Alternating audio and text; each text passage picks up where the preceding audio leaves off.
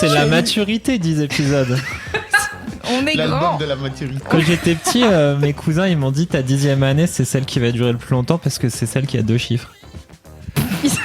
Et du coup pendant mes pas que les vacances, autres après elles ont 2 chiffres aussi. et du coup pendant les vacances, j'ai ressorti ça à un gamin qui fêtait ses 10 ans.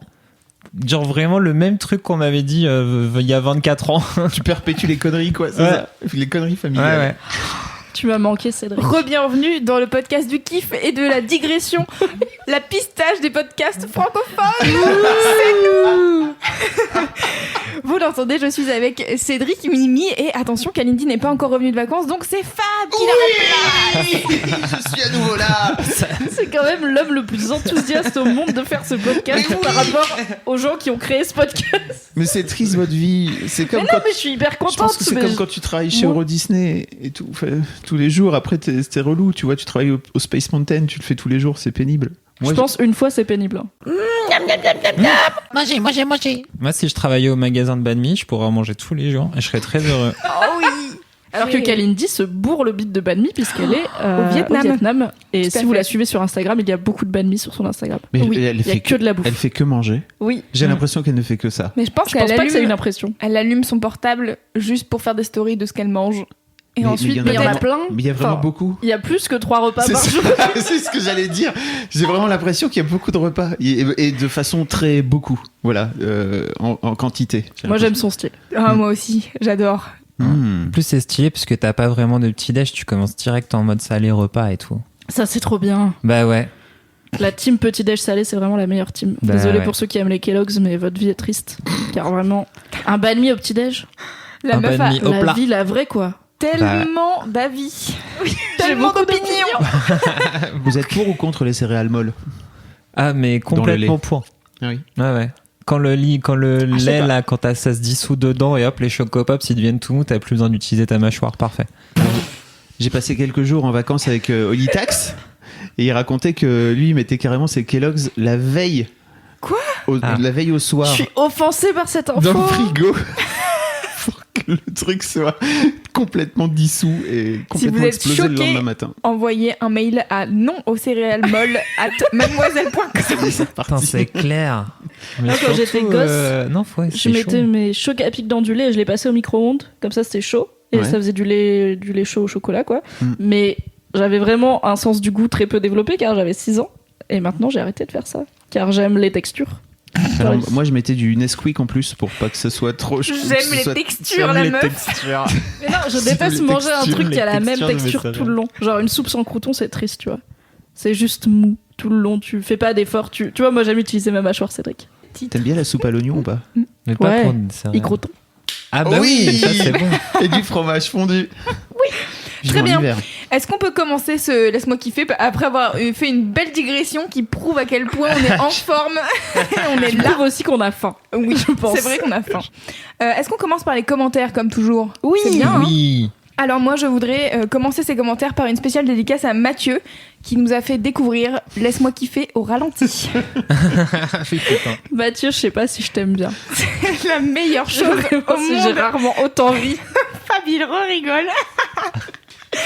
Je sais pas quelle voix est la plus drôle au ralenti, mais Mimi, quand elle rigole, Mais oui, mais c'est les, sûr. les rires au ralenti, c'est trop génial. C'est On dirait qu'elle bizarre. a 4 grammes. le dernier épisode, au tout début, c'est c'est Cédric qui fait n'importe quoi avec la marionnette. Et c'est vraiment... T'es là, on est ok, donc on est vraiment avec des gens qui n'ont pas dormi depuis 12 heures Et qui ont pris des trucs. qui ont pris des trucs pas sereins, tu vois. Tellement drôle. Donc merci Mathieu. Merci Mathieu, et surtout n'hésitez pas, si vous avez ça sur votre appli de podcast, écoutez en 0 x 5, donc c'est au ralenti. Et donc c'est très très drôle. Moi ça m'a fait passer une excellente soirée. En Sinon, plus, ça vous fait 2 fois plus de Laisse-moi kiffer C'est pour clair. le même prix. mais tu sais qu'il y a des gens, alors il y a des gens qui envoient des messages en disant qu'ils ont réécouté Ils tous les ont Laisse-moi réécouté. kiffer. En 0.5. Alors, Ah non. pas en 0.5. Non, c'est long quand même. C'est long. Ça devrait être long, je pense. Mais je crois que c'est possible. Je crois qu'il y a des gens qui l'ont fait. Mais déjà, réécouter les Laisse-moi kiffer, c'est-à-dire que les gens, ils sont tellement en manque de Laisse-moi kiffer qu'ils réécoutent les épisodes de Laisse-moi kiffer déjà Ça me sortis. touche. Je les trouve trop choux. Non, mais Vous je êtes pense trop- que je trop pourrais mignons. écouter ça dans quelques mois et re-rire à nouveau. Vous êtes Peut-être que Vous c'est êtes trop meilleur. fort. Mais les vous choses. êtes très marrant, hein, vous savez. Ah, C'est pour ça que, peut-être c'est ce que je vous disais. Merci Fab. merci Fab. Je suis sûre que toi aussi, même si j'ai pas écouté l'épisode où t'étais là. Ah putain, tueuse. Oh putain. Toujours Bonjour. pas. Et Bienvenue. un smash. Je Dans le rentre de podcast du vacances. kiff. L'affection. Je vais peut-être y retourner finalement. Je voulais aussi faire un bisou à Justine qui nous écoute sur son tracteur en se levant à 5h du matin. Donc Oh là là. voilà, courage, Respect. bisous si tu nous écoutes à 5h Thug du life. matin. Bravo, respect à toi devant l'éternel. J'espère que tu pourras faire une bonne sieste cet après-midi. Aussi, il y a Mamzelle Popo sur Instagram qui a envoyé un message en disant que... Meilleur pseudo. Oui, déjà. Elle a envoyé un message en disant qu'elle écoutait Laisse-moi kiffer pendant ses règles et elle a utilisé la meilleure expression du monde. Elle a dit « Mon utérus change les draps ». Oh non, j'ai trouvé ça tellement bien. Ça marche bien. J'ai tellement envie de réutiliser cette expression. Oui. Non mais là, je suis désolée, mon utérus change les draps. Ça va pas aller. Ça va pas aller du tout. Refais le papier peint, ça marche aussi. Ah oui, Parce c'est qu'en bien plus, ça. c'est chiant de refaire du papier peint, donc il y a le côté genre c'est laborieux, c'est long. Tu vois, ça prend plusieurs jours. Ça Pas mal. chaud, t'es pas bien. Fab, t'as fait ah oui, genre... Non, je cherchais un truc long à faire et c'est vrai que le papier peint c'est ultra chiant. C'est vraiment le pire truc à faire. Mais genre, t'as des monstrueux explosifs si t'en as sur le papier peint aussi, quoi.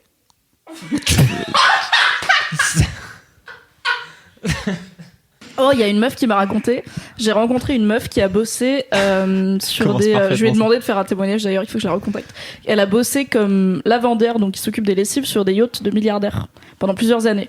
Et en fait, elle m'a dit les milliardaires ils traitent plutôt bien parce que c'est important pour eux d'avoir un staff qui est fixe parce que bah, c'est assez intime et tout et ça les fait chier de reformer des gens et tout. Et du coup, ils traitent plutôt bien, tu vois, ils sont cool. Par contre, les meufs des milliardaires, donc elle était beaucoup sur des yachts de milliardaires russes qui avaient des petites go qui étaient là pour profiter du yacht et leur sucer la tub.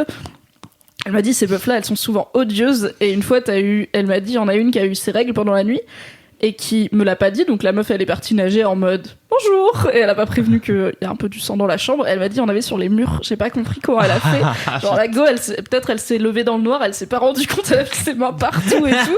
Et du coup, la pauvre meuf, elle a dû nettoyer les règles de la petite go sur les murs pendant que l'autre, elle nageait comme ça dans l'océan et tout, auprès du milliardaire russe. Donc c'est un métier ingrat. Waouh. Dites quand vous avez vos règles, c'est pas grave. Mais prévenez Bah, les surtout gens. si vous en mettez sur, Sur les murs.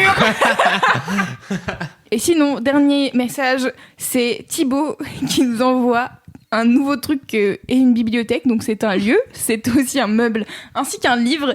Et c'est aussi un morceau de musique de Salut c'est cool. Voilà. Décidément. Comme quoi, Kalindi, tu vois, il y a plein de choses à découvrir avec les bibliothèques. Putain, Wow. c'est peut-être un plat, je suis sûr qu'il y a un plat qui s'appelle le... Ou pas. On a qu'à demander au mec de renommer le banh mi bibliothèque Bah voilà, parfait. Ce serait un honneur. en hommage. Une bibliothèque au tempeh, s'il vous plaît. Avec beaucoup de piment. Ouais, tu lui dis pas, tu vas, tu... Bon, c'est délire pété. Je vois le film dans ta Tu tête. l'as parti tout seul.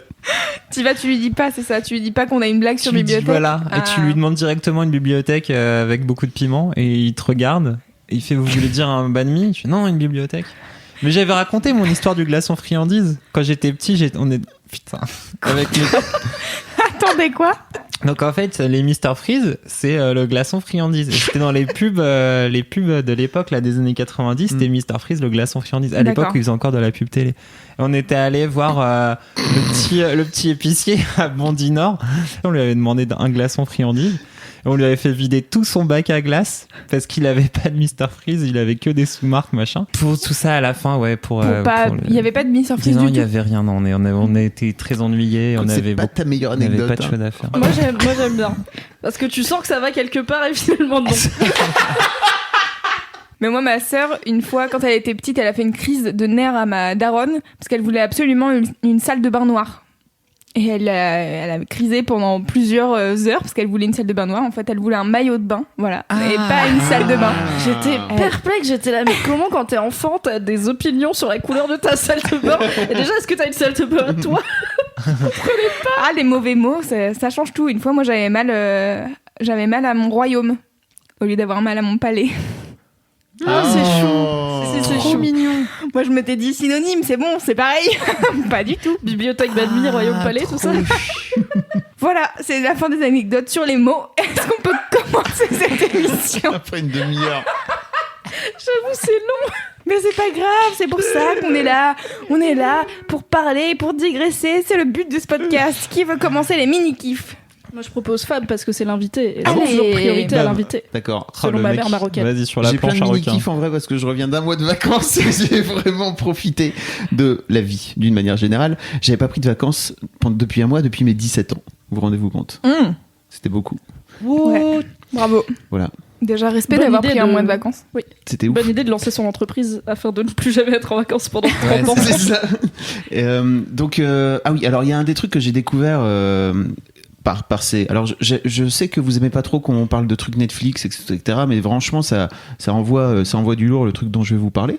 Quoi On n'aime pas Les trop. gens, ils aiment pas qu'on parle de séries télé parce que mon mini-kiff est en danger là, du coup. Non, J'ai mais c'est pas pas ça. plombé. C'est que après, on peut vraiment ne parler que. On peut faire laisse-moi kiffer autour juste de trucs Netflix qu'on regarde et ça Quand finit tu par dis devenir vous, tu juste un parles podcast, des- un podcast de série, c'est relou quoi. En fait, c'est toi qui aimes pas. Ah d'accord. Peut-être. Ouais. Ah mais je vous avais entendu déjà une fois. Peut-être je rêve. Si tu veux, moi, je peux dire que j'aime pas. Hein. Ah non, tu fais chier. Vas-y, encore des trucs Netflix. Ah ok, bon bah, tant pis, mais en attendant c'est vachement intéressant. C'est ce bon Patrick Beau qui m'en a parlé donc au tout début de mes vacances, j'étais dans le sud.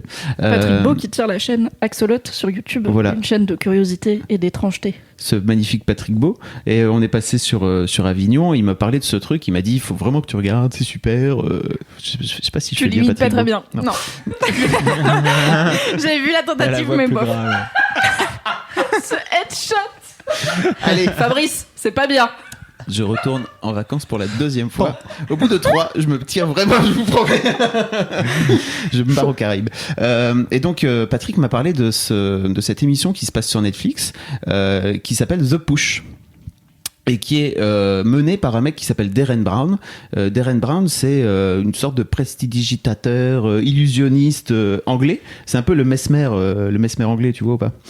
Il fait de l'hypnose sur scène, etc. Mais il a aussi des émissions qui fait à la téloche, qui touchent un peu à la manipulation mentale et à comment faire en sorte d'inciter les gens à faire des trucs qu'ils ne feraient pas du tout.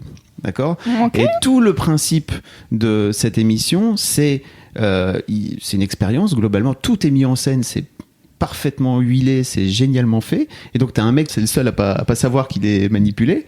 L'objectif, c'est est-ce qu'il va finir par tuer quelqu'un ou pas? What?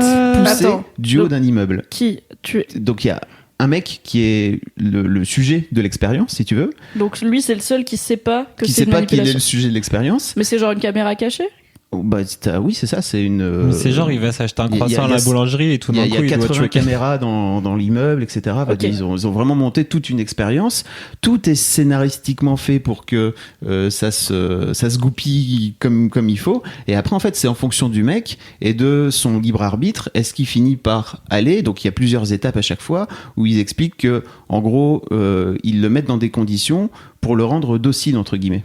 Avant ça, il y a tout un casting, je vous spoil pas trop, mais avant ça, il y a tout un casting où, en gros, ils choisissent le mec qui va se retrouver là parce que, en gros, il est plutôt de base docile, si tu veux, ou en tout cas, il a tendance à suivre ce que le groupe fait.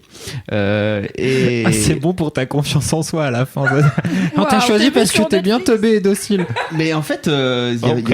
y a beaucoup de gens qui ont tendance à suivre d'une manière générale le groupe. L'être humain est un être grégaire, n'est-ce pas? Et donc, on a tendance à suivre un peu ce que le groupe fait. Et donc, toute l'émission montre un petit peu le déroulé pour amener le mec à se retrouver dans cette situation-là où il a la possibilité ou pas de pousser quelqu'un du haut d'un immeuble. Ah, j'ai envie de te poser des questions, mais j'ai pas envie de me spoiler Ouais. parce que je pense que je vais regarder. Moi, Et je veux juste savoir, ça dure combien de temps? ça dure 1 heure. Ok.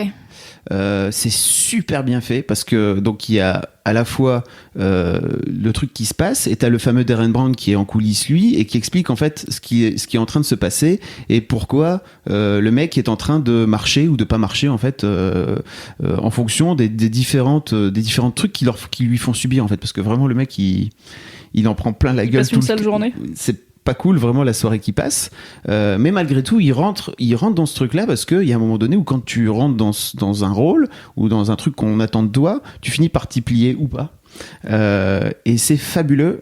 c'est fabuleux au-delà de juste le documentaire en lui-même qui est génial.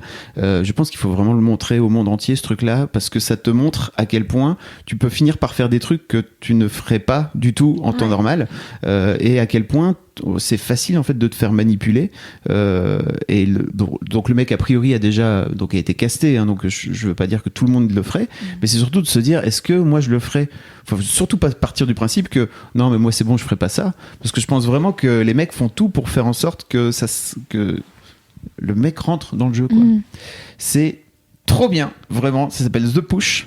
Ça a l'air ouf. Oui, j'ai très envie de regarder. Et j'ai passé 1 heure à me faire des facepalms sans arrêt parce que waouh, mais c'est pas what vraiment. Et après je l'ai montré à ma femme et à mes filles juste pour leur dire regardez ça, parce qu'en fait en vrai je pense que ça vaut la peine, et je pense qu'il faut le montrer à tout le monde en gros, parce que je pense que c'est toujours mieux d'être informé que de pas être informé. Moi j'avais fait de la psychosociale à la fac, et donc il y a cette fameuse qu'on appelle ça 1000 grammes. Le truc avec les bits. Ouais, où t'envoies les en fait, électrodes. les gens envoient des décharges en fait à d'autres personnes. Alors ils ne voient jamais les décharges qu'ils envoient, mais en gros, si tu réponds bien à une question, en gros, t'as pas de décharge. Si tu réponds pas bien, t'as une décharge. Et plus tu réponds mal, plus le voltage augmente, plus la personne hurle. Mais en fait, tout le truc tourne autour du fait qu'il y a un scientifique dans la salle qui ne met pas la pression, juste en fait il dit en fait vous avez signé pour ça, donc vous êtes obligé d'envoyer la décharge. 400 volts. Voilà. Et il paraît que, enfin en tout cas l'une des conclusions de l'expérience de 1000 grammes, c'est est-ce que le mec porte un uniforme ou pas. Est-ce que l'autorité porte un uniforme, donc notamment est-ce qu'il a une blouse ou pas. S'il a pas de blouse, ça marche moins bien que s'il a une blouse, parce que c'est l'autorité. Et donc il y a aussi une partie de tout ça qui est mis en œuvre aussi, c'est que dans cette émission il y a une autorité, et le mec a tendance à aller la suivre plutôt. Et je pense que c'est hyper intéressant de regarder ça, notamment par rapport à, en tant que citoyen, est-ce qu'on décide de dire oui amen à tout, parce qu'à un moment donné où il y a quelqu'un qui a dit une autorité qui a dit oui, c'est ça qu'il faut faire. C'est hyper intéressant, ça me fait penser à un performeur qui performe autour de la douleur. Alors j'ai plus son nom là en tête, mais j'irai le rechercher, je le mettrai dans les notes du podcast. C'est mon mec qui a été le voir au lieu unique à Nantes. Donc il y a un mec qui se met par exemple nu dans une baignoire remplie de trucs en verre, et il se met dedans et il en ressort à peine coupé. Voilà. Déjà quand il m'a dit ça, j'étais là bof. Et en fait il y a un autre truc qu'il faisait pendant cette semaine où il était en résidence au lieu unique. Il s'accrochait une chaîne autour du cou, enfin un collier avec une chaîne accrochée, et en fait il était à un bout de la pièce, et les personnes qui venaient visiter l'exposition devaient tirer. Et en fait mon mec il a filmé des trucs, mais les gens tirent comme des gros bourrins, c'est-à-dire que le gars il est accroché par le cou, seulement par le cou, et les gens ils tirent, donc il y a une manivelle en fait qui enroule la chaîne. Et en fait, moi, j'étais à moitié choquée de la manière dont les gens tirent, à quel point ils sont peu compatissants, entre guillemets, avec le mec qui fait ça. Bon, après, le mec fait ça dans une démarche artistique, etc. C'est hyper complexe, c'est plus compliqué que juste de la simple cruauté de dire genre, cool, je vais niquer le gars avec sa chaîne, mais ça m'avait vraiment questionné sur l'être humain, tu vois, sur qu'est-ce que... L'empathie de tes frères humains. Qu'est-ce que tu fous? mais moi je ne comprends pas, du tout. Mais bon, je suis une personne très empathique, donc voilà. Mais toi, Louise? Non, moi jamais. Mais ouais, ça me questionne beaucoup. Mais il me semblait qu'ils avaient fait un jeu... Ouais, sur TF1 à l'époque, je pense. Je crois. Basé sur cette expérience. Sur l'expérience avec le mec qui envoie des décharges, là. Ouais, exactement. Et je crois qu'en fait, les personnes qui jouaient pour, entre guillemets, gagner des sous, c'était des personnes qui étaient informées que c'était du fake et qui faisaient semblant de crier. Mais en fait, les personnes en haut voyaient pas la personne dans son fauteuil qui était censée se prendre des décharges, et ils continuaient à faire le truc. C'est le principe de l'émission, c'est-à-dire que en tant que personne, tu vois pas la personne crier, mais tu l'entends hurler. Et donc le 1000 grammes a vraiment fait ça. Ouais. Donc c'est trop cool, vraiment. Regardez The Push de Darren Brown, et je pense qu'il a d'autres trucs, j'ai pas regardé après, mais il a d'autres émissions sur Netflix un peu dans le même style, quoi. C'est hyper malin. Merci Fab. Pas de rien. Mimi? Oui. T'enchaînes? Je peux avoir 2 mini-kiffs si je fais vite. Si tu fais vite, hein. Ok. Alors, le premier mini-kiff, je le dis en premier, comme ça, Fab pourra râler que ça devient une émission culturelle. C'est une série télé qui est ma série préférée de l'été 2018. Netflix, Et c'est pas sur Netflix, donc désolé, c'est possible de le voir si vous avez un ami américain qui vous envoie des DVD, comme toutes les choses qui ne sont pas sur Netflix et qui Bien ne sont entendu. pas. Si, c'est sur OCS, je pense. C'est Sharp Objects, la nouvelle série HBO de l'été. Sachant que c'était pas parti pour être ma série préférée de cet été, puisque cet été il y a Castle Rock, la série basée sur l'univers de Stephen King dont je suis fan absolu, qui est sorti, donc c'était ça que j'attendais. Et Sharp Objects est sorti 1 ou 2 semaines avant, et j'étais quand même très hypée, donc je l'ai regardé. Et en fait, c'est mieux que Castle Rock, voilà. Donc je vous parle de ça. On en est à la moitié pour les deux. Mais pour l'instant, c'est mieux. Et donc, Sharp Objects, c'est une série adaptée d'un bouquin de Gillian Flynn, qui est la meuf qui avait écrit Gone Girl, qui a écrit, comme pour Gone Girl, elle a écrit l'adaptation de son bouquin en série. C'est réalisé par Jean-Marc Vallée, qui est le réal de Big Little Lies, qui était déjà une série très très belle. Et il y a un gros casting. Il y a Amy Adams, il y a Chris Messina, qui était dans Mindy Project, qui est un acteur vachement cool, qui fait souvent des rôles de sitcom, donc c'est cool de le voir dans un truc sérieux. Et en gros, donc l'histoire, c'est Amy Adams, c'est Camille. Elle vient d'une toute petite ville dans le Missouri. Elle a eu une enfance et une adolescence compliquées parce que sa mère, qui est hyper riche, est aussi hyper manipulatrice et toxique. Donc tu sens qu'elle va pas bien et que ça lui a laissé des séquelles. Et puis cette petite ville, il y a une ambiance trop chelou. Et tu sens qu'il y a eu des bails de relations sexuelles plus ou moins consenties. Enfin, très vite, t'es là, ok, la vie des femmes, c'est pas toujours très fun. Yes. Et du coup, maintenant, elle vit à Saint-Louis, la grande ville du Missouri. Elle est reporter et extrêmement alcoolique, puisqu'elle passe son temps à remplir des bouteilles d'Evian avec de la vodka et à siroter ça en conduisant. Donc t'es là, ok, très vite. C'est plutôt un signe que t'es alcoolique. Et en fait, son rédac chef l'envoie. Il y a eu 2 meurtres. Enfin, il y a eu un meurtre d'une adolescente et une autre qui a disparu dans la petite ville d'où elle vient. Donc en gros, son rédac chef lui dit l'an dernier, il y a tel journaliste qui a enquêté sur des meurtres dans sa ville. Et en fait, le fait que ça soit personnel pour lui, ça faisait un super reportage et il a eu le Pulitzer. Du coup, est-ce que tu peux retourner dans ta ville, enquêter sur ces disparitions? Et en gros, il dit un truc en mode t'as peut-être aussi besoin de changer d'air, donc tu comprends qu'il y a, genre, elle va pas bien, quoi. Et au début, elle est là, non, vraiment, j'ai aucune envie de retourner là-bas et de voir ma mère et tout ça. Et elle se laisse convaincre que ça peut valoir le coup. Et du coup, elle y va. Et donc, c'est à la fois une enquête policière, ce qu'on appelle en anglais un whodunit. Donc, où en gros, tout le monde pourrait être un suspect. Donc, tu découvres les habitants et habitantes de la ville et t'essayes d'imaginer qui aurait pu faire ça et tout. Et toute la psyché de cette meuf qui est complètement pétée, avec sa mère complètement pétée. Et en fait, c'est rare de voir une série policière où c'est les femmes des héroïnes. Généralement, c'est des victimes. Ou alors, t'as une flic qui a une histoire d'amour, tu vois. Là, c'est vraiment... Enfin, pour moi, si vous avez aimé True Detective saison 1, c'est... Moi, pas trop. Mais je trouve que là, c'est mieux. C'est True Detective avec des meufs, quoi. Il y a le même côté petite ville du sud des États-Unis avec la moiteur, des meurtres hyper chelous, assez crus et tout. Et donc, dans True Detective, il y avait le personnage de Matthew McConaughey qui était un... Je sais pas, enfin, il était perché aussi, chelou, quoi. Chelou, il arrêtait pas Un de parler mec de qui trucs se rasait pas, nihilistes. quoi. Quoi? Un mec il avait arrêté de se raser dans True Detective, donc vraiment vrai. déjà c'était super bizarre. Il avait arrêté de se doucher aussi, je Ouais. pense, beaucoup. Et il fumait beaucoup de clopes et il buvait pas mal, je crois, si je me souviens bien. Donc on est un peu dans ce domaine de personnes cheloues qui enquêtent sur des crimes horribles dans une petite ville, mais c'est des meufs et je trouve ça vraiment cool. Et ceux et celles qui ont vu Gone Girl ou lu Gone Girl savent que Gillian Flynn est très fort pour écrire des meufs assez torturées et assez creepy. Donc ça marche hyper bien là-dedans, c'est genre Gone Girl en 10 épisodes et c'est trop bien. Donc regardez Sharp Objects, voilà, c'est cool. Et mon deuxième mini-kiff, il est très court. Je l'ai découvert en vacances. On y reviendra dans mon grand kiff. Petit teasing. Mon deuxième mini-kiff, c'est le gin tonic. Car le saviez-vous, le gin tonic, c'est très très bon. Et j'ai quand même un propos au-delà de l'alcool, c'est cool. Car l'abus d'alcool est dangereux pour la santé, à consommer avec modération. N'hésitez pas. En fait, j'ai goûté 1 ou 2 fois dans ma vie le gin tonic et j'ai détesté ça parce que c'est amer. Ça a un goût, enfin, ça a pas trop de goût à part que c'est amer. C'est amer comme la bière, tu veux dire, que t'aimes beaucoup? Non, le gin tonic, enfin le tonic c'est amer, tu vois. T'as déjà bu du Schweppes Indian tonic, c'est vachement amer. La bière, Ouais. moi je bois de la blonde. Enfin, je bois de la Heineken, quoi, c'est pas amer. Je bois pas les IPA infusés au café chelou, là, avec. Non, je fais pas ça. Donc, je suis très mainstream.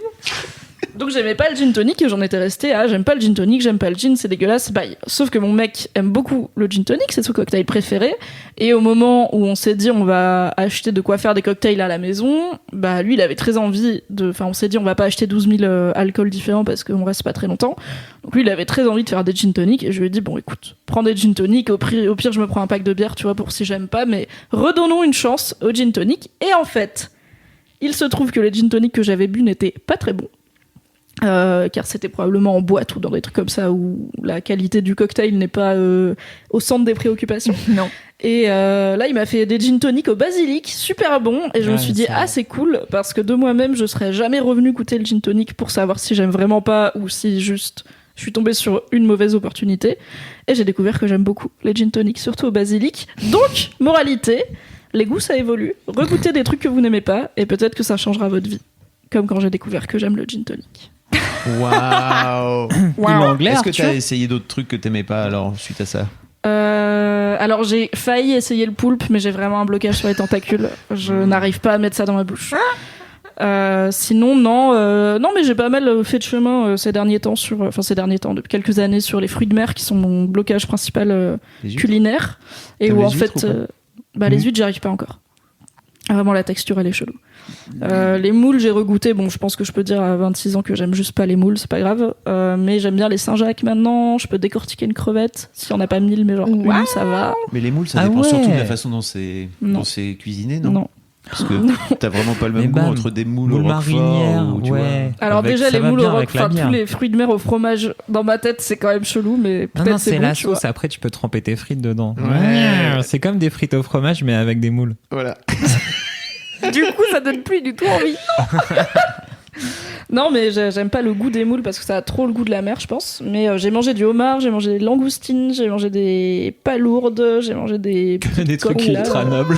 Moi, j'aime bien le homard et les langoustines, mais j'aime pas trop les crevettes. Si, j'aime bien mais en fait, plus ça ressemble à de la morve dans une coquille, plus c'est compliqué pour moi, tu vois. Donc, le homard, il y a de la viande, c'est cool, tu vois. Et petit à petit, on s'avance vers les coquillages et tout. Pas les moules, car c'est juste pas bon, selon moi. Mais moi j'ai du mal avec ceux qui commencent à ressembler à des monstres marins, tu vois, genre les homards avec des grosses pinces, les araignées, les loups. Les araignées, je pourrais pas, je pense. Il y a vraiment trop de pattes dans cette connerie. Ouais, c'est chelou au bout d'un moment.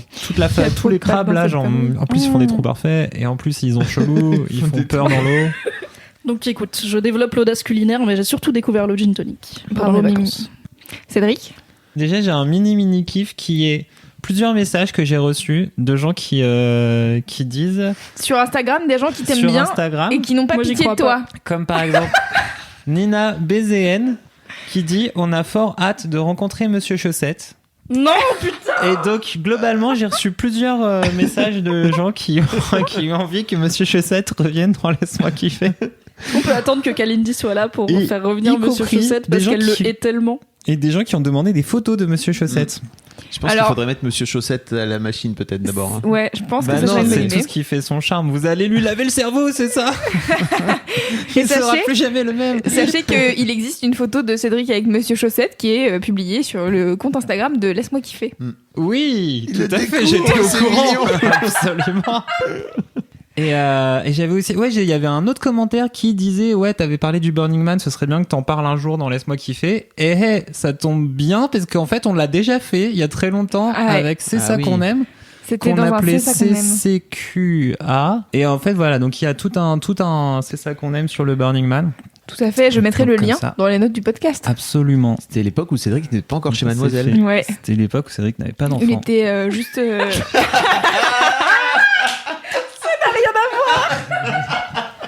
Il revient. Attendez, alors, il revient de 15 jours de vacances avec un enfant en bas âge. Pour la première fois. J'en ai un souvenir bien, mais pas top. Vraiment. Bien, mais pas top.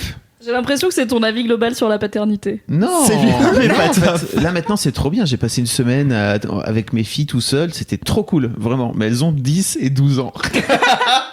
C'est un peu d'attente. Donc mon bon Cédric... c'est justement ça, c'est mon mini kiff, c'était un peu ça, les vacances avec un enfant qui a donc 10 mois. Donc c'est un peu un mini kiff supplice kiff, Avec Non, mais Vadou, en un fait, peu. C'est... Ce qui est très rigolo, c'est un peu les petites étapes de la vie. Si vous aussi vous avez des anecdotes sur les petites étapes de la vie, envoyez un mail à lespetitesetapesdelavie@mademoiselle.com. Non, mais en fait, c'est trop. Parce que moi, je sais. Donc, je suis parti pendant 2 semaines pour refaire un peu le topo. Avec mon petit et donc ma copine et plein d'autres amis la première semaine qui avaient aussi des enfants plus ou moins en bas âge. Oh là là, en plus, il est misère, maso. mais la misère. Et donc, Les vacances de daron. j'appréhendais vachement ce truc-là, d'être en mode 100% devoir gérer le petit machin qui râle et tout ça. En plus, entouré d'autres petits machins qui râlent. Et donc, certes, ça a été extrêmement dur. Est-ce que tu t'arrêtes là? Le mec qui contient ses larmes. Non, mais donc voilà, soyons là, spoiler alerte, ne faites pas ça. Non, c'est Mais vraiment une tu décision m'as envoyé idiote. une vidéo où tu m'as dit je vais avec plein Ah de oui, potes. c'est la. On se retrouve, on va être plein. Je me suis tourné vers ma Oui. femme et j'ai fait Cédric, il part avec plein de potes, ils ont tous des enfants. Elle m'a regardé vraiment avec des grands yeux. Elle fait, pourquoi? Non, c'est parce que. Alors en fait, ça fait partie du mini-kiff. C'est-à-dire que c'était à la fois quand même assez compliqué et assez chiant parce qu'entre les hurlements, les cris, tout ça, rien que le voyage en voiture, 5h30, on est parti avec 2 bébés. Et donc ils se faisaient l'alternance pour gueuler comme des gorées qu'on égorge dans la voiture. Donc c'est toujours super agréable quand t'as 5 heures de bagnole devant Watt d'entendre derrière. Bref, mais tout ça, alors ça c'est la partie un peu horreur du truc, mais Faites ce des qui enfants. était trop mignon, les petites étapes de la vie, c'est qu'en fait j'avais pas encore passé genre une semaine, enfin 10 jours complets avec le lardon non-stop depuis les quelques mois après la naissance. Et en fait c'était quand même marrant parce que tu reconnectes, mais même quand ton enfant ne parle pas, c'est assez rigolo de reconnecter avec lui. Le matin quand il me voyait, il était tout content, et du coup en fait je l'ai vu déjà avoir des dents qui poussent et voir sa tronche changer. En 2 semaines, il a changé de tête à cause de ses dents. Mais surtout, c'était le fait de le voir tous les matins, apprendre des petits trucs et machin. Et en fait, j'ai eu un vrai moment de réalisation de daron. J'étais trop content et je le trouvais trop choupi tous les jours d'apprendre des nouveaux trucs et de jouer avec les autres bébés et de s'échanger des trucs. Et maintenant, il est revenu à la maison, il s'assoit par lui-même, il ouvre des objets pour essayer d'attraper ce qu'il y a à l'intérieur. Et tout ça, il l'avait pas il y a quelques semaines. J'ai l'impression. Non mais c'est vraiment genre, tu sais, c'est un peu le pilote d'une série, quoi. C'est le premier épisode, on pose les bases, tu sais pas ce qui se passe derrière. Bah là, c'est un peu c'était un moment pilote, quoi.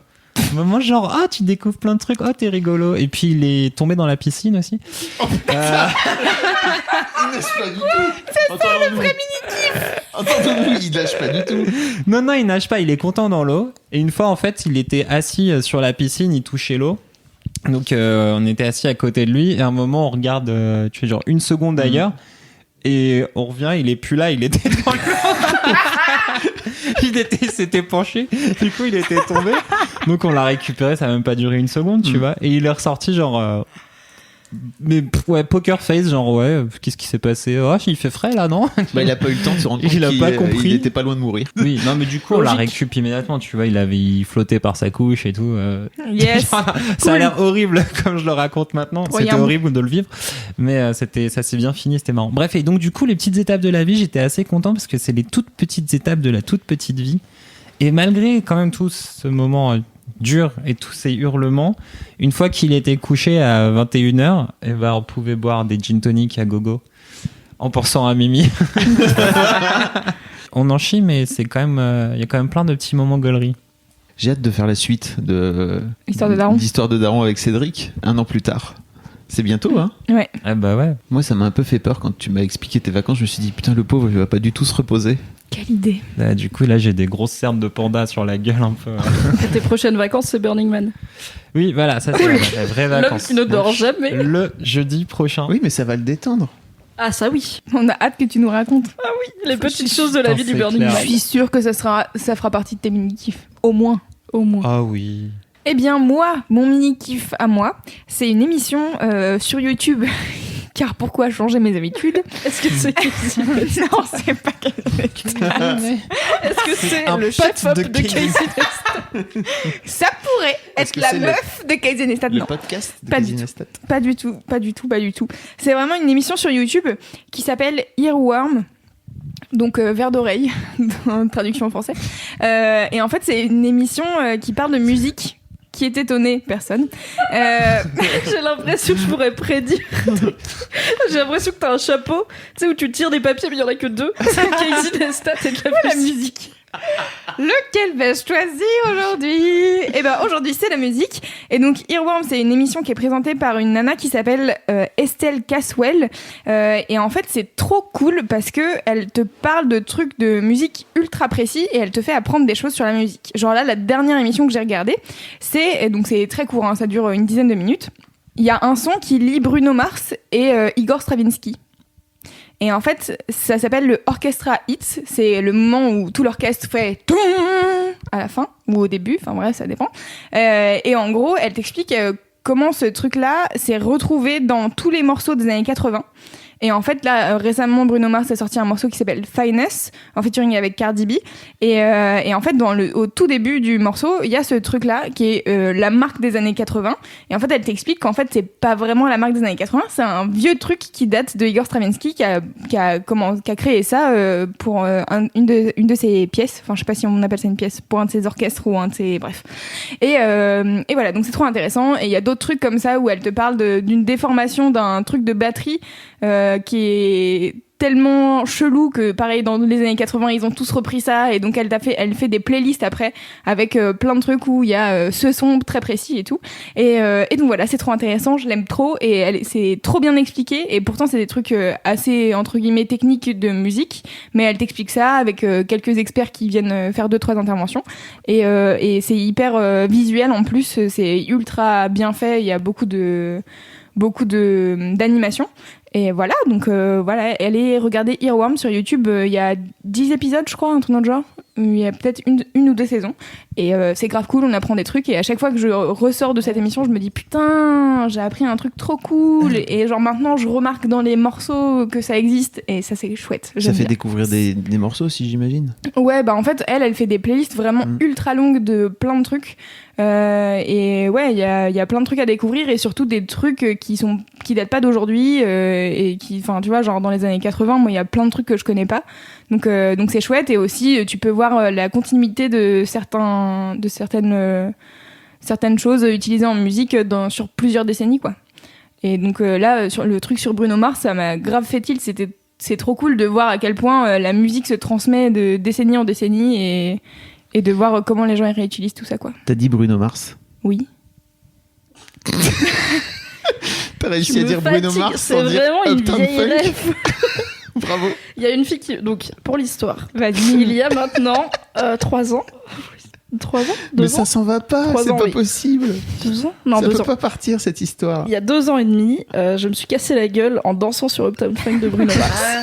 Et j'ai commis l'exploit, car je tombe très mal, car je sais pas, je dois avoir un problème d'oreille interne, c'est vraiment un talent, je me croûte très très mal, parce que je suis tombée de la hauteur d'un trottoir et je me suis fait une double fracture de la cheville, c'était trop bien. J'ai passé 40 jours dans le plâtre, j'ai eu de la rééducation, blablabla, et du coup Uptown Funk est devenu un genre de running gag de « Attention Mimi, elle va tomber !» Et c'était marrant, et bah ça fait 2 ans et demi, donc c'est un petit peu passé de mode, mais il y a une fille sur Twitter qui a tweeté il y a 2 jours... J'ai entendu Uptown Funk et le premier truc auquel j'ai pensé c'est la cheville de Mimi. J'étais là putain, En plein mariage. ça ne finira jamais. Mais je suis très très émue que ma cheville continue à venir à... Mais cela dit, moi ça C'était m'avait vos mariages. Moi, ça m'avait fait mourir de rire. Donc, sur notre ancien logiciel de conversation en interne chez Mademoiselle, Slack, il y a des robots où tu peux, s'il y a un mot qui apparaît, le robot de Slack dit un truc. Et une fois, je sais pas pourquoi, j'ai dû parler de Bruno Mars. Et donc, il y a le robot Slack qui a dit attention, Mimi va faire un triple lutte. C'est toi qui l'avais fait. Je pense, oui. Et ça m'avait fait beaucoup rire. Et je suis retombée, j'y ai repensé récemment parce que je regardais mes anciens carnets où je notais des trucs et je suis tombée là-dessus. C'était genre la première page. Aujourd'hui, j'ai trop rigolé à cause de ça. Voilà. Moi j'ai eu un souvenir Facebook, pareil la semaine dernière. Oui, vos souvenirs sont précieux, partagez ça avec vos amis, où c'était, du coup il y a 2 ans, une vidéo de Fab qui s'est filmée en train d'écouter Uptown Funk et qui me l'a envoyé en disant rien d'autre, juste ça, je pense à toi. C'était au fin fond de l'Islande, dans la campagne, ils ont passé Uptown Funk et donc j'ai pensé à Mimi. Bordel. Donc je me suis filmé en train d'écouter. J'ai inceptionné votre cerveau grâce au pouvoir de Bruno Mars. C'est bien ça. Et de mon oreille interne déficiente. Voilà, donc écoutez Uptown Funk, pensez à Mimi et allez regarder Earworm. Et Surtout. allez écouter ta première vidéo aussi, parce que toi, tu parles de vidéo maintenant. C'est vrai. Sur YouTube, tu parles de musique sur YouTube, pardon, en vidéo. C'est vrai, j'ai lancé une chaîne YouTube un peu à l'arrache. Bravo, de type, j'ai lancé une vidéo et la prochaine vidéo, elle sort demain au moment où on parle. Donc du coup, hier. Du coup, C'est ça hier. Mm. Et je vous propose de découvrir 3 artistes que vous pouvez aimer si vous aimez bien Cardi B. Ça tombe bien, je viens de parler de Cardi B en plus. Oui. Voilà. Et la chaîne Ça se YouTube, goupille, c'est Louise Petrouchka. Je pense que vous pouvez me trouver comme ça. Bravo Loulou, je suis trop fière de toi. Merci. Trop bien tes vidéos. Est-ce qu'on passe Au gros au kiff. gros kiff? Yeah. C'était un bon jingle, hein. J'adore. Fab. Ah, c'est à moi Ah alors bah oui, c'est Ah, vrai. trop bien. Alors, mon gros kiff, c'est le canyoning. Bonjour, voilà. On a C'est fait dans des.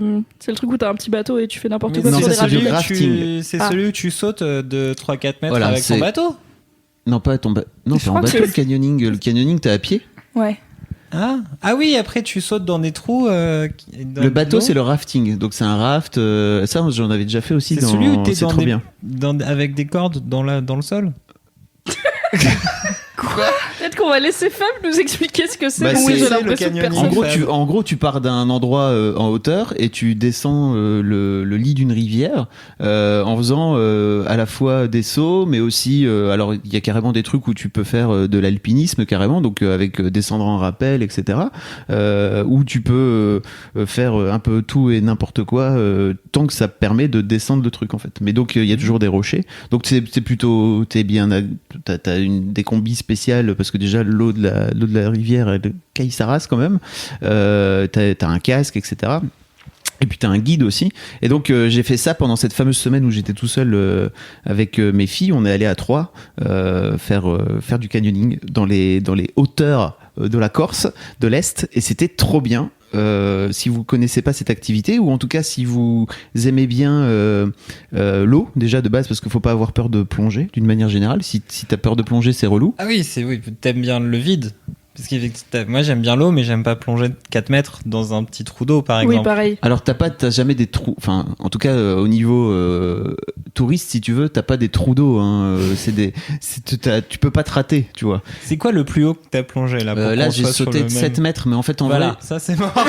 mais en vrai Très bien, un mauvais chiffre. mais 7 mètres c'est trop cool parce que tu as vraiment le temps de te voir sauter, mais t'es pas obligé de le faire. Vomir ton 4 T'as heures. le temps de savoir de que faire tu un tombes. plat.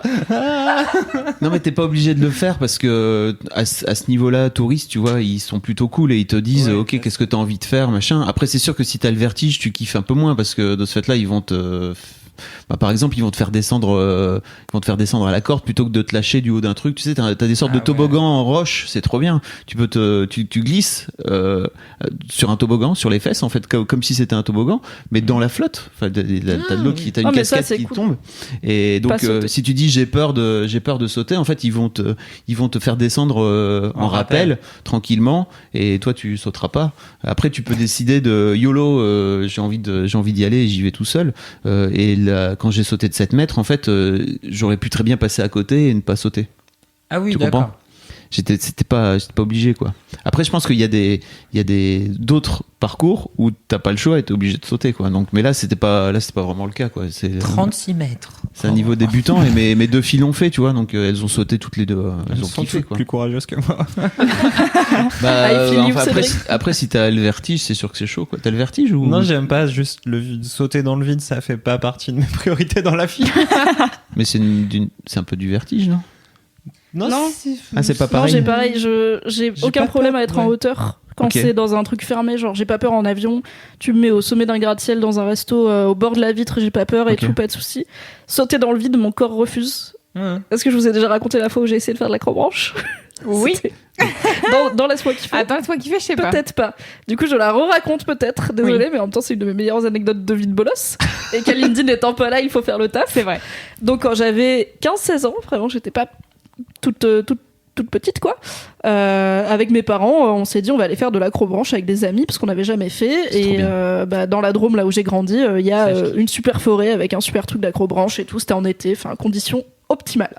Alors moi et ma mère, on n'est pas très aventureuses, hein. Je pense que je tiens clairement ça de ma mère, hein. On n'est pas très saut dans le vide machin, mais bon, on s'est dit au pire, un peu comme quand on va faire des sports d'hiver, les casse-coups ils vont aller faire les pistes noires et puis nous on fera notre petite vie tranquille, tu vois.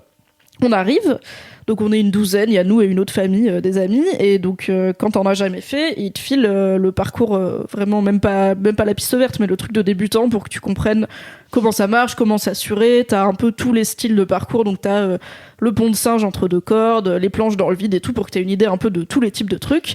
Et t'es jamais, je pense, à plus de 3-4 mètres du sol, quoi. C'est vraiment un truc de bébé. Et à la fin, la récompense pour les gens normaux, quand tu fais de l'acrobranche, c'est la tyrolienne, où à la fin, tu te jettes dans le vide et tu fais Géronimo, et t'arrives sur un matelas en mousse où t'atterris par terre et tout va bien, quoi. Et pour tout le monde, c'est le kiff de j'ai pas galéré pour rien. À la fin, il y a la tyrolienne, c'est encore mieux qu'un toboggan. Alors pour moi non, car il faut se jeter dans le vide et donc tu pars t'es assis sur une plateforme dans l'arbre, t'es assuré par ton truc, ton câble où ils t'ont rappelé 1000 fois qu'il peut supporter 5 tonnes et que du coup ça va, tu vois. Et tout le reste, bon, j'avais un peu serré les dents à certains moments sur les trucs pas stables, mais ça allait. Et là j'étais incapable de le faire, sauf que tu peux y aller qu'une personne à la fois, donc quand tu peux pas le faire, tu bloques tout le monde. C'est vrai. Donc la joie, voilà, on est à arrivé plus un quart d'heure au parc d'Acrobranche, c'est une longue après-midi qui s'annonce pour moi. Ma mère le fait, et tu vois, elle le fait, elle est pas sereine, mais elle le fait, et ça va, quoi. Et je la vois au bout qui me dit, bah vas-y, ça fait peur, mais une fois que tu y es, c'est cool, et je suis là. Mon cerveau comprend, mais mon corps ne veut pas. Du coup, je finis par me mettre sur le côté et m'accrocher à l'arbre en mode, bah, je sais pas quoi faire de ma vie, mais j'en ai marre de bloquer tout le monde. Et du coup, le moniteur, il me dit, bah, on va te faire descendre autrement. Donc, je dis cool. Et il me dit, on va te faire descendre à la corde. Je dis, mais c'est pareil, sauf que c'est vertical au lieu d'être à peu près en diagonale, tu vois. Donc, en fait, c'est un plan de merde, ton plan. Genre, t'as pas une échelle au moins ou quoi. Et il dit, bah, non, mais en vrai, on est à 3 mètres du sol. Enfin, ça prend 2 secondes, tu vois. J'ai dit, non, c'est mort. Je peux pas non plus. Je vais faire la tyrolienne. Qui m'a fait, ok. Et je lui ai dit, va falloir me pousser, va falloir me jeter du truc parce que vraiment mon corps ne veut pas. Donc il commençait à être vraiment fatigué de moi. Ah bah, donc il m'a poussé et je me suis accrochée avec les mains. Quoi. Donc il a dû m'enlever les mains doigt par doigt de la plateforme de piste d'initiation à l'acrobranche. Ensuite j'ai fait la tyrolienne. J'ai pas passé un super bon moment, mais je ne suis pas morte. Et l'histoire ne s'arrête pas là parce que du coup tout le monde continue l'acrobranche et moi je me dis bah c'est chaud si j'ai eu du mal avec la tyrolienne de bébé, ça sert à rien que j'arrive à faire les autres parcours si c'est pour ne pas pouvoir redescendre parce que les tyroliennes plus hautes me font peur.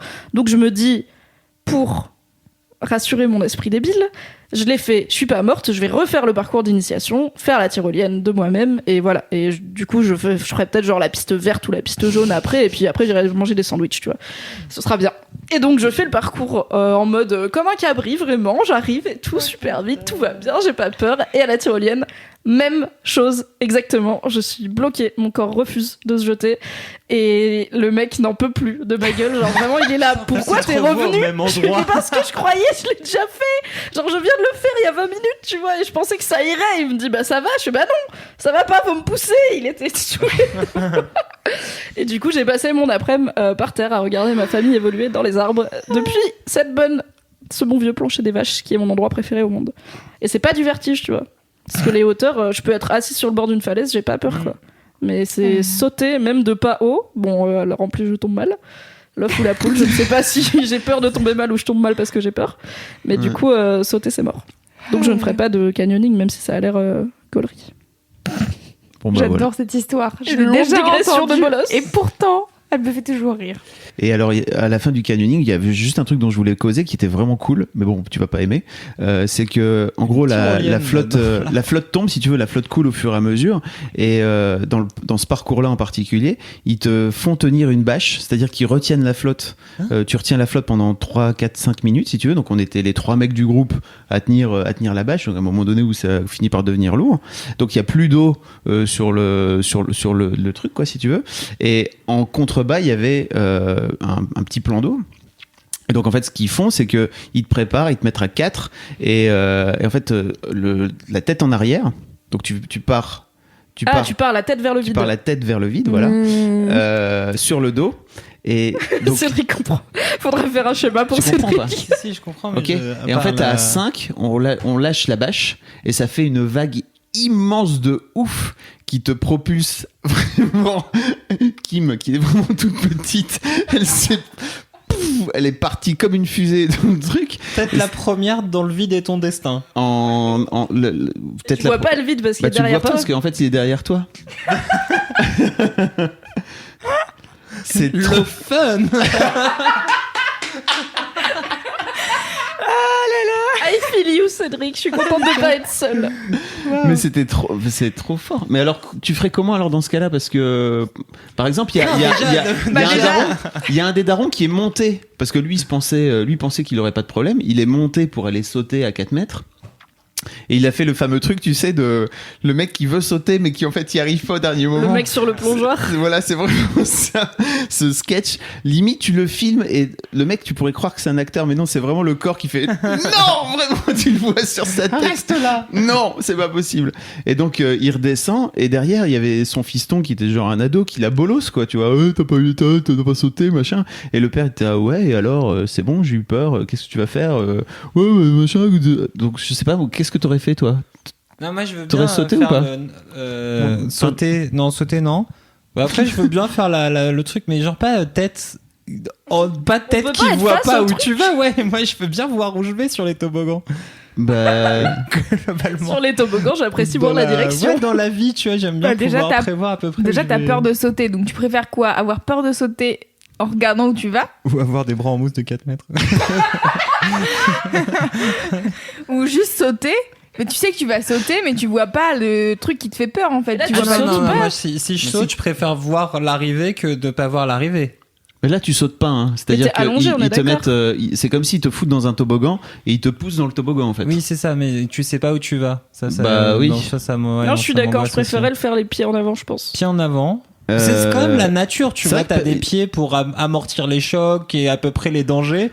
C'est pas genre, tu sais, on a des bras et des appendices pour, tu vois, pouvoir appréhender notre environnement avant d'y mettre notre tête, quoi. Tu vois. Mimi, est-ce qu'on passe à ton gros kiff? Oui. Alors, mon gros kiff est très peu de gauche, car mon gros kiff, c'est l'argent. Car... non, pour la première Ah, fois oui. de ma vie d'adulte, qui a choisi un métier de saltimbanque de type être journaliste sur Internet, donc a priori... je suis pas partie pour faire fortune dans ma carrière. Non, bof. Déjà, être journaliste tout court, c'est chaud. Alors sur Internet, ça n'existe pas. Donc bref, j'ai jamais eu beaucoup d'argent dans ma vie. J'ai toujours été genre bien, mais... Enfin bien, genre Bien, mais pas je top. meurs pas de faim à la fin du mois, mais pas bien, genre je suis quand même dans le rouge à la fin du mois, même si je meurs pas de faim. Et donc toutes les vacances que j'ai faites, ça a toujours été soit avec mes parents, donc moins de liberté dans le sens où je suis quand même en famille, mais beaucoup plus de budget dans le sens où c'est mes parents qui payent.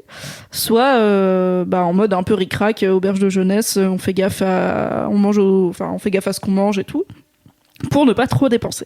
Et là, pour la première fois de ma vie, donc je reviens de 10 jours de vacances à Majorque, où j'ai combiné le fait que en EasyJet, c'est vraiment pas cher. L'aller-retour, c'est genre 150 balles.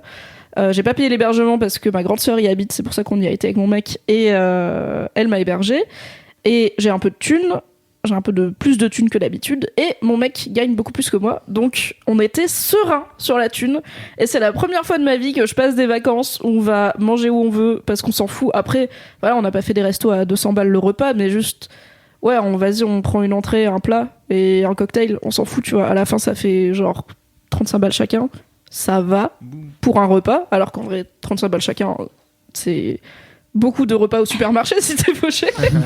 Et qu'en plus on a un peu cuisiné, on avait un appart avec une cuisine et tout, donc on a pu se faire à manger, mais voilà, on sortait, on faisait ce qu'on voulait, on a loué une voiture, on n'avait pas de soucis de thunes, on allait boire des coups. J'ai bu des coups au bar de la plage, qui est quand même l'endroit qui est cher pour rien, parce que c'est juste le bar de la plage, et j'ai bu 2 bières au bar de la plage, et c'était trop bien, et j'étais en maillot de bain, et j'étais là, ah ouais, c'est sympa en fait le bar de la plage, mais j'y vais jamais parce que c'est cher pour rien, et que autant ramener une glacière de daron avec tes bières du supermarché dedans. Donc voilà, j'ai vécu cette petite vie des gens un tout petit peu plus riches que moi, qui passaient des vacances un tout petit peu plus fancy que moi, et c'était bien. C'était bien de pas se prendre la tête et de pas réfléchir. Moralité, peut-être marier un footballeur. Un ingénieur, c'est Un bien. ingénieur informaticien, ça marche aussi. Oui, Non, mais en tout à plus, fait. on a chacun avancé. Une fois, je paye le resto, une fois, il payait le resto et tout. Et on a une appli qui s'appelle Splitwise où tu mets ce que t'as dépensé et ça partage en deux automatiquement. Oh. Mais c'est lui qui a payé les billets d'avion. Donc, on a coupé en deux ce qu'on a dépensé là-bas et on va faire équitablement. Pour l'instant, je lui dois des sous du coup parce qu'il a plus payé que moi et je vais lui payer la moitié des billets d'avion, mais peut-être pas en un coup. Peut-être que je vais pas tout lui rembourser ce mois-ci. Alors tu veux quand même tout lui payer parce que lui il gagne quand même beaucoup d'argent. Oui, il m'a dit que lui ça lui allait très bien si je payais pas ma part des billets d'avion, mais moi je trouve ça chelou et j'arrive pas. Je suis une femme forte et indépendante et j'aime, tu vois. En fait, on s'était pas mis d'accord sur on fait des vacances et c'est toi qui payes les 2/3. Et du coup, ça me fait chelou de décider ça après coup. Alors que, des fois, il me dit ça te dit qu'on se fasse un resto et je lui dis j'ai pas de thunes. Et il me dit je t'invite. Et du coup, ok, on est d'accord dès le début sur si on y va, c'est toi qui payes et tout va bien. Et là, non. Moi, j'étais partie du principe que j'ai les thunes pour tout payer et voilà. Du coup, je pense que je vais rembourser ma part de tout. Tu sais que tu parles à un mec qui se fait entretenir par sa meuf pendant 7 ans, yes, independent woman. Mais bon, c'était pour monter ta boîte, pas juste pour manger du cochon rôti en buvant un cocktail à 12 euros. Because we can. En fait, ouais, j'ai tout un truc. C'est un vrai sujet, hein, l'argent et le couple. Oui, c'est clair. Vrai sujet, surtout quand vous êtes encore un jeune couple avec Arthur, quoi. Donc, je pense qu'il y a un sujet, quoi. Mais je me souviens, nous, on se prenait jamais la tête là-dessus. En fait, on partait toujours du principe que l'un payait l'un, l'autre payait l'autre. On n'avait pas d'appli à l'époque, tu sais, fin des années 90. On avait des carnets à spirale. C'était chacun son tour. Avec les tickets de caisse dans le portefeuille. Et Kat a toujours eu plus d'argent. Enfin, ses parents avaient plus d'argent que moi, donc que les miens. Donc, non, mais ça me dérange pas le fait que, on a des niveaux de vie différents et que du coup, on peut se permettre des trucs différents et. Voilà, il m'a offert une paire de baskets de marque il y a pas longtemps parce que j'en avais marre d'acheter des chaussures à 12 balles qui tiennent 2 mois. Et bon, c'est juste que sur le coup, moi, j'avais pas 70 balles à sortir et lui, il les avait, ça lui faisait plaisir, il me les a offertes. Mais là, on n'a pas décidé, tu vois, de base. Et du coup, c'est peut-être con, mais je me dis, ça me fait bizarre de dire, vas-y, on fait des vacances à 2. Et après de dire par contre j'ai pas payé la moitié, tu vois, alors que c'est lui qui propose, c'est complètement con, mais voilà. Mais c'est un truc un peu d'enfant de prol, hein, parce que moi aussi j'avais ça aussi quand j'étais jeune, la culpabilité autour du fric, c'est toujours extrêmement compliqué. Et en fait en grandissant je me suis rendu compte que peut-être fallait pas trop se prendre la tête et qu'au final quand t'en as, en tout cas, et je parle pas de quand t'en as pas et que t'es en train de galérer, mais quand t'as de l'argent et de quoi te payer, comme j'imagine Arthur il a un salaire très convenable en tant que développeur informaticien à Paris, data scientist, d'avoir oui voilà, pardon. C'est oulala, attention. Tu finis par comprendre qu'en fait c'est plus un outil qu'autre chose et que d'en faire un truc de culpabilité, une source de culpabilité, c'est un peu couillon, c'est ce qui et pourtant il vient pas d'une famille riche, tu vois. Je pense qu'il a grandi avec moins de moyens que moi, mais ce qu'il me dit toujours c'est juste la thune, quoi. C'est pas important, c'est de la thune, j'en ai, t'en as pas, c'est pas grave. On va pas péter un câble là-dessus, c'est littéralement que de la thune, alors qu'il a pas grandi avec une cuillère en or dans la bouche, mais juste il est là, avant j'en avais pas, maintenant j'en ai, toi t'en as pas, encore, t'en auras peut-être un jour. À ce moment-là, tu me payeras des baskets, tu vois, mais en attendant, je te paye des baskets, c'est pas grave, on s'en fout. C'est très sain. Il est plus détente que moi. Ouais, très sain comme rapport à l'argent. Clair. Cédric, est-ce qu'on passe à ton gros kiff ? Oui, carrément. En fait, mon grand kiff, putain, c'est une série Netflix encore. Ça en fait beaucoup d'un coup. C'est pas grave. Si ça vous va, vous êtes content. Mais apparemment les gens n'aiment pas, donc. C'est que moi, peut-être. Oui, surtout si vous n'aimez pas les séries Netflix, c'est dommage pour votre gueule. Nous, on aime bien. Le podcast de l'affection. Non, en fait, c'est surtout c'est qu'en fait Netflix a racheté plein de mangas récemment et des vieux mangas. Et en fait, ils ont ressorti et donc ils ont remis à dispo. Ils sont en train de se foutre de ta gueule. Non, je ris parce que ton mini kiff c'est ton enfant et ton gros kiff c'est les vieux animés sur Netflix. En fait, ils ont sorti plein de choses et surtout Cowboy Bebop, qui est une excellente. Désolée. Je m'attendais pas à avoir de l'enthousiasme pour ce que t'allais raconter parce que je pensais que je connaîtrais pas. C'est super sympa, merci Mimi. Mais je connais rien en vieux manga, j'ai jamais regardé un épisode de DBZ en entier, tu vois, donc je me suis dit je vais être à la ramasse. Et en fait Cowboy Bebop donc je suis contente, voilà. Et en fait le truc c'est que moi quand j'avais vu cette série donc quand j'avais 17 ans la première fois, donc il y a la moitié de ma vie. Et donc en fait quand je l'ai vu redébarquer sur Netflix, j'étais là genre putain c'était trop bien, mais en fait je m'en souviens plus. Est-ce que c'était si bien que ça ou est-ce que Et c'est une c'était illusion? encore mieux que dans mes souvenirs. Ah, trop bien. Parce qu'en fait, c'était encore. C'est vraiment vachement bien parce que c'est super bien animé, que c'est joli. Et en fait, les thématiques sont même. Tu vois, c'est un peu genre. C'est beau quoi. En fait, ce que j'aime bien dans Cowboy Bebop, c'est ce dont je me suis rendu compte ici, c'est un truc que j'adore globalement dans la science-fiction, c'est qu'en fait, dans la science-fiction, tu pars du principe que tu es en train d'inventer un nouveau monde ou tu es en train de faire une civilisation dans 4 ans ou alors tu tires un truc technologique aujourd'hui, tu l'amènes au plus loin et donc tu inventes une société. Et en fait, je trouve que là où ça marche tout le temps le mieux, c'est quand tes personnages de cette société, ils sont conscients en fait qu'ils sont dans un rêve. Ça sert à rien de traiter la science-fiction trop sérieusement parce qu'en fait c'est une histoire inventée, c'est une direction de société que tu inventes. Et un de mes films préférés par exemple, c'est Brazil. Il y a beaucoup de films comme ça. Ah oui. Okay. Brazil de Gilliam, tu vois, Terry Gilliam, qui est peut-être même mon film préféré, où tu es dans une société du futur, mais dans un environnement super Monty Python où tout est un peu tout le monde est conscient de participer à une sorte de grosse blague cosmique et tout ça. Et ce qui n'empêche pas la cruauté et la profondeur des personnages d'arriver. Et en fait, Cowboy Bebop, ce qui est marrant dedans, c'est que t'as... Donc, l'histoire de Cowboy Bebop, c'est 2 chasseurs de primes, Spike et Jet, qui donc chassent des brigands. Donc, c'est une espèce d'esthétique cowboy. Brigand, il a dit. Dans l'espace, des brigands. Les Dalton. Des marauds partout. Et donc ils passent leur vie c'est plus ou moins entre Mars et Jupiter. La Terre a eu un problème après un accident avec la Lune, donc c'est devenu une planète un peu pétée. Et donc du coup voilà, ils se baladent un petit peu dans le système solaire. Et au bout de quelques épisodes, ils rencontrent d'autres personnages qui donc rejoignent l'équipe du Bebop. Et en fait, chacun de ces personnages-là a un rapport à la réalité qui est très décalé. Et en fait qui donne un côté ultra rêveur et ce côté un peu free jazz qu'on retrouve régulièrement dans la série à travers la musique, à travers la mise en scène, mais même à travers les histoires des personnages que tu découvres un petit peu par petits bouts au fur et à mesure des épisodes. Même s'il y a quelques épisodes qui sont spécifiquement sur l'histoire d'un de ces personnages, et ben c'est tout le temps voilà des persos qui ont un passé un peu foireux, qui te racontent un peu mais pas complètement, et donc c'est que des trucs comme ça de bribes. Et que je trouve, et que ce qui me fait kiffer dans cette série particulièrement, mais dans la SF en global, c'est que ça te permet en fait, plutôt de connecter des réflexions sur qu'est-ce que peut être le futur, connecter des sentiments sur comment tu pourrais te sentir toi dans ce futur-là à travers ces différentes invitations que sont ces personnages machin. Et donc Cowboy Bebop en fait est ultra réussi sur ce truc-là. Les bonhommes ils sont super stylés et leurs histoires elles sont trop bien. Et c'est trop chou. Et j'ai même écrasé ma petite larme encore une fois à la fin, comme je me souvenais que je l'avais fait il y a 17 ans. Et en plus, voilà, il y a vraiment ce côté vraiment un peu film noir, film de SF. C'est un truc qui mélange vachement de genres. En fait, t'as plein d'épisodes qui vont faire un peu Zarma. Maintenant, on va faire un épisode à la façon film d'horreur avec une créature dans l'espace. Il y en a où ça va être un peu film noir, des enquêtes et des trahisons et des vieilles histoires qui reviennent. T'en as qui sont purement comiques. Et du coup, ça explore plein de genres différents avec cette team-là qui est assez rêveuse et flottante.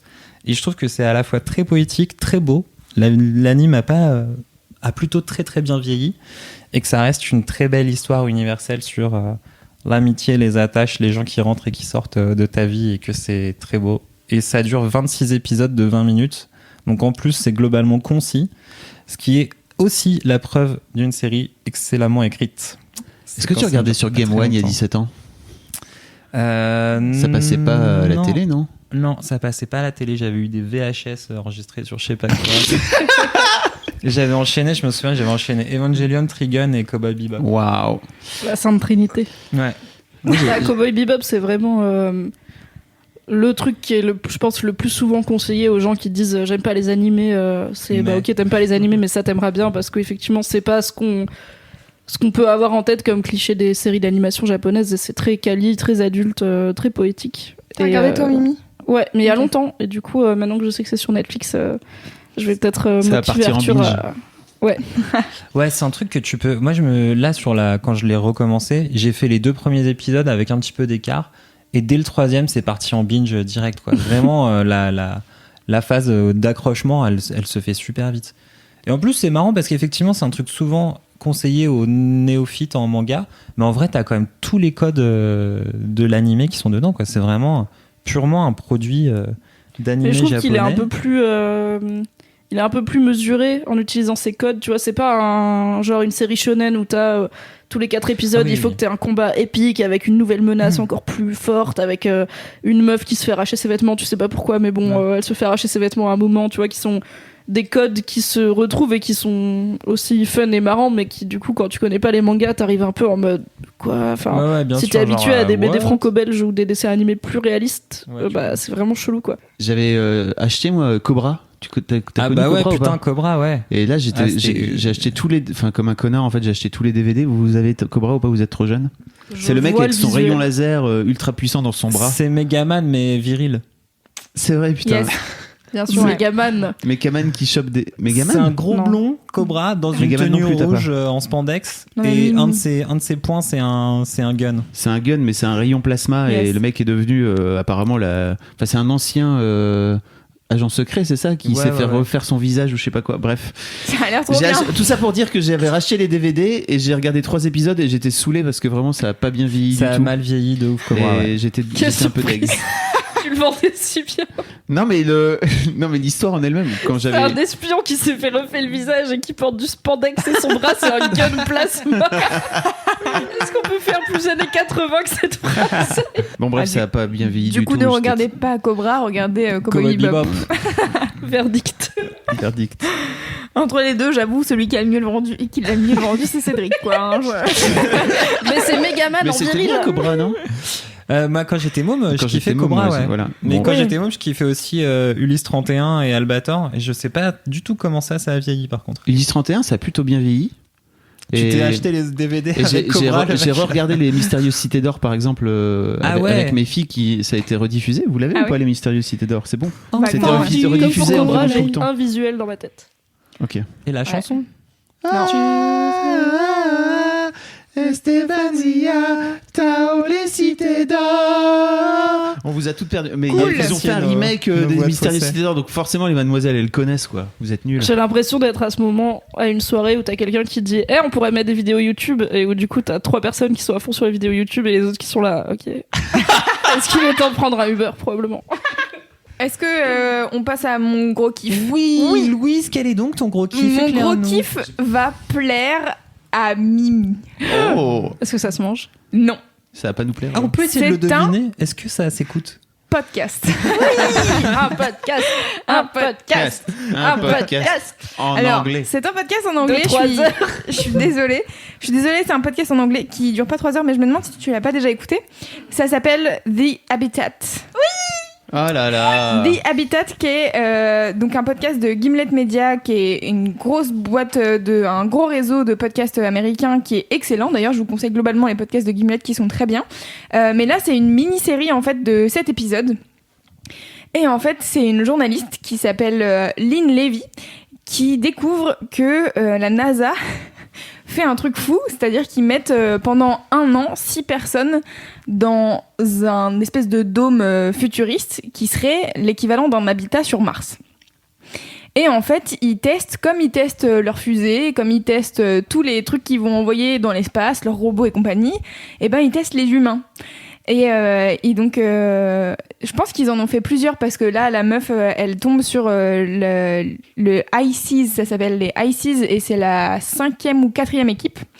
Elle fait quoi en fait? Donc, elle le est personnage journaliste. principal. Non, elle est journaliste. Et donc, elle découvre ce truc-là et elle dit attends, quoi? La NASA, ils mettent pendant 1 an des gens dans un dôme en leur disant vous êtes genre sur Mars. Et vous pouvez pas sortir. Et vous pouvez pas sortir parce que en fait sur Mars l'air est toxique.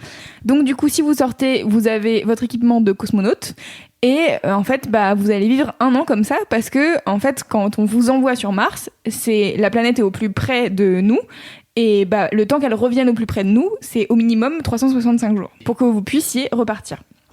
Et donc il y a 6 personnes un peu ouf, un peu passionnées de l'espace qui décide de se foutre là-dedans et de se dire ok cool, on va tester de faire ça. Et en gros c'est des cobayes, donc ils sont pas vraiment astronautes, c'est juste des gens qui sont un peu passionnés par ce truc là et qui ont envie de faire cette expérience un peu chelou de rester 1 an enfermés ensemble dans un dôme qui fait 33 pas de distance maximale. Il y a 33 pas à oui, faire. D'accord. Alors ils sont quand même C'est castés un et tout. studio hein. parisien, quoi. Bien C'est sûr. pas- N'importe qui peut pas rentrer. Ils ont quand même des Ils sont- aptitudes qui ressemblent à. Ils sont Des castés cosmonautes. et d'ailleurs ils sont On dirait l'expérience de 1000 grammes du début, quoi. ouais, c'est vraiment un peu ça.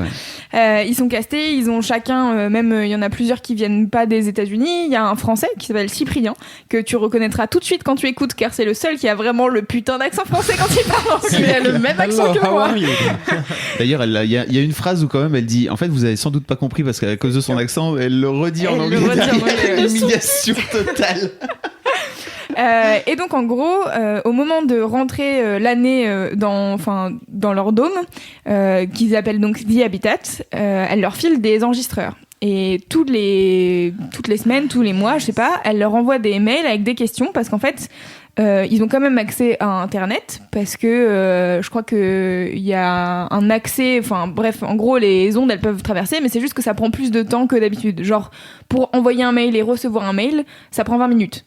Donc on n'est pas dans de l'instantané total. Ils ont que Wikipédia, enfin ils ont de l'internet Ouais. très restreint, ils ont pas Ils ont- YouTube quoi. Ouais, c'est C'est très pas restreint. Netflix pour regarder Cowboy Bebop dans l'espace. Non. Et donc du coup elle leur donne des enregistreurs, eux ils renvoient des fichiers audio qu'elle écoute et ensuite en fonction des enregistrements qu'elle a reçus, elle leur renvoie des questions.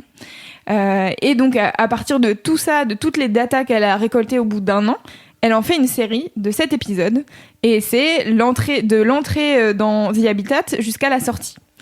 Et c'est trop bien parce qu'en fait c'est pas too much, c'est-à-dire qu'elle te donne pas toutes les infos de 365 jours dont on s'en bat un peu les couilles, mais en fait elle te donne les points clés de cette relation des 6 personnes qui au départ sont là ouais cool on va être best friends forever quand on va On sortir va de faire là. des tortillas. Tortilla et en fait elle t'explique et le côté social de cette expérience. En fait sur Mars dans toutes les expéditions spatiales ils ont un rapport avec ground control qui est la Terre. Sauf que sur Mars, c'est trop loin. Du coup, on n'aura pas accès à ground control. Du coup, il faut vraiment que l'équipe fonctionne ouais, et d'accord. qu'ils s'entretuent pas parce que sinon, ça va être compliqué. Donc c'est pour ça en fait qu'ils font des tests pour gérer la sociabilité sur Mars, quoi. Et en fait, ce qui est trop cool dans cette émission, c'est que la meuf présente et l'aspect de la vie sociale de ces gens-là et aussi des anecdotes sur la NASA qui sont complètement tarées. Moi, j'ai découvert trop de trucs. Alors après, je suis pas hyper intéressée par la NASA, c'est pas un truc que je regarde au quotidien et tout, donc il y a forcément des trucs que les gens hyper intéressés par l'espace vont déjà connaître. Mais genre, elle te parle des problèmes, par exemple, notamment pour uriner et faire caca dans l'espace. C'est vraiment peu simple. Et c'est vraiment, pour moi, le meilleur épisode, c'est cet épisode-là où elle t'explique comment ça se passe pour faire caca dans l'espace quand il n'y a pas de gravité. C'est très compliqué, sachez-le, c'est très compliqué. Et du coup, voilà, c'est trop bien. Et il y a des épisodes qui m'ont vraiment touchée parce qu'en fait, Attends, mais comment ils font? Non, j'ai l'image, la mentale. Attends. Comment ils font pour faire caca dans l'espace? Mais après, Vas-y, moi, on je me spoil disais, pas. c'était comme Bah non. comme quand tu ramasses les crottes de chien dans la rue, t'as des petits gants spéciaux pour rattraper ton caca qui flotte. Mais elle flotte. Bah oui, c'est pour ça que t'as des gants spéciaux pour Ah les mais non, mais rattraper. tu vas contaminer tout le. tout Non, tu l'habitat peux pas. si Mais tu il y a fais toute ça, une tu peux histoire, pas. mais c'est pas après on spoil. Non, on spoil pas. spoil pas, faut putain. écouter. Ah, non, je suis Ouais. teasé de ouf. Bah Ok. ouais. Et il raconte tout ça. Ouais. Et il y a un autre truc qui est hyper intéressant, c'est qu'en fait, vous vous doutez bien que rester assis enfermé dans un truc qui est vraiment très peu grand, c'est compliqué. Et en fait, moi, la première, je me pose la question, et même la journaliste qui enregistre le truc, elle est là. Mais en fait, à quel moment tu acceptes de faire ça? C'est-à-dire que tu acceptes d'être dans un dôme avec 6 personnes que tu connais pas à la base, qui en plus potentiellement vont être chiants, puis t'es jamais tout seul, et puis en plus, il y a des conditions qui font que tu peux pas prendre des douches chaudes parce qu'en fait, l'eau sur Mars, c'est ultra rare, donc ta douche, elle dure 30 secondes, et that's it. Et en fait, il y a un épisode où les personnes expliquent ce qu'il y a de si cool à être entre guillemets sur Mars, parce qu'en fait le dôme il est à Hawaï sur un ancien volcan, tu vois. Mais en fait ils se font chier à mettre des combinaisons, à pas pouvoir sortir vraiment à l'air libre, à pas s'entendre, et c'est chiant, tu vois. L'épisode sur les combinaisons, il est Il est savoureux formidable. aussi. Il y en a un qui pète dans ses combinaisons, il regrette tellement. Et en fait c'est trop bien parce que ils expliquent Il s'en va pas le prout, tu vois. J'explique à Le Cédric. principe du recyclage. En fait, ce qu'ils expliquent surtout, c'est que donc, comme ils doivent, entre guillemets, découvrir une nouvelle planète, la NASA leur donne aussi des missions sur l'espace où ils sont à Hawaï pour découvrir des nouveaux trucs. Et en fait, tu les entends parler de ça, parler de ce qu'ils voient que, en fait, probablement personne d'autre n'a jamais vu. Et c'est trop ouf. La manière dont ils en parlent, c'est magnifique. Et du coup, je vous conseille vraiment ce podcast, The Habitat. Si vous parlez pas très bien anglais, en fait, si vous parlez bien anglais, c'est cool. Mais peut-être si vous parlez pas très bien anglais, vous pouvez écouter un peu au ralenti, parce que ça ira moins vite. Du coup, c'est plus facile à comprendre, je pense. Je me demande s'il n'y a pas les transcripts en français. Il me semble que non, pas en français. En mais anglais. en fait, En allemand. ce qui peut aider si t'écoutes un podcast en anglais et que t'es pas hyper au taquet, c'est de le lire en anglais en même temps. Ouais. Comme regarder en anglais sous-titré anglais une série. Et il y a de plus en plus de podcasts, et du coup je me dis peut-être que Gimlet le fait, qu'ils mettent en ligne la version écrite Oui, du podcast. c'est probable, parce qu'en plus Gimlet, il me semble que dans leur production, ils font de la retranscription de tous les enregistrements, donc c'est possible. Ouais. Peut-être que c'est possible de lire en même temps. On pourrait juste comprendre le français. Cyprien. Ouais, c'est ça. Je sais pas si c'est un spoiler de le dire, si c'est un spoiler tu le couperas au montage, mais moi un des trucs qui m'a le plus, enfin je pense que c'est le truc qui m'a le plus touché et qui a le plus raccroché The Habitat à ma vie, c'est que y a les attentats du 13 novembre qui arrivent pendant que Cyprien est dans le truc, et Cyprien il est parisien, il connaît des gens à Paris, et du coup il vit vraiment ce truc de... Il a pas l'internet en instantané, en plus ils ont pas non plus, ils peuvent pas se connecter genre toute la journée, du coup il apprend qu'il s'est passé un truc et il regarde, et le temps que les infos arrivent et tout, enfin il est vraiment coupé du monde et connecté en même temps, donc limite ce serait mieux de pas le savoir, tu vois, de pas du tout être connecté et de l'apprendre en sortant en mode ok il y a eu ça, parce qu'après ils ont un truc d'urgence où vraiment si ta copine elle meurt, ils viennent te chercher, ils te sortent du truc parce que tu le sais. Mais du coup c'est l'épisode qui m'a le plus c'est mon épisode préféré, même s'il est pas très jojo, parce que c'est celui qui m'a le plus touché. C'est le genre de truc où tu penses, comme ils sont dans leur quotidien pas mal, tu penses pas trop au reste du monde, parce qu'ils sont un peu coupés du reste du monde, et là c'est le reste du monde qui leur arrive dans la gueule. Et ça m'a fait penser, je crois qu'il y avait un Américain dans la station spatiale internationale quand il y a eu le 11 septembre. Oui. Et ils en parlent ils en parlent dans l'épisode. Et du coup c'est hyper intéressant d'avoir ce point de vue de, en fait, ça te fait te rendre compte à quel point ils quittent vraiment le monde quand ils partent dans l'espace. Et voilà, je trouvais ça intéressant. C'est hyper intéressant. Donc voilà, on est trois à l'avoir écouté autour de cette table. Très beau podcast. Cédric, j'espère que ça t'a donné envie, et vous qui nous écoutez, j'espère que ça vous a donné envie. Et j'espère que je vais trouver les transcripts pour les mettre en lien dans les notes. Et sinon, apprenez l'anglais et écoutez The Habitat. Apprenez l'anglais juste pour écouter The Habitat. Non mais franchement, c'est trop bien. Et moi qui suis pas ultra hypée par l'espace, en fait, je trouve ça cool et tout, mais c'est pas une de mes priorités dans la vie. Ça te fait pas vibrer C'est pas comme Casey Neistat et la musique, désolée. Et du coup, j'ai trouvé ça c'est vraiment l'aspect humain passionnant, en fait qui t'a fait vibrer, parce qu'en général on parle souvent de l'espace comme d'un truc un peu autour de l'aspect technologique et scientifique, etc. Ouais, mais pas que. Ouais, si. C'est ça qui je pense que c'est ça qui t'a attrapé à la base. C'est l'expérience humaine. C'est et puis après l'empathie.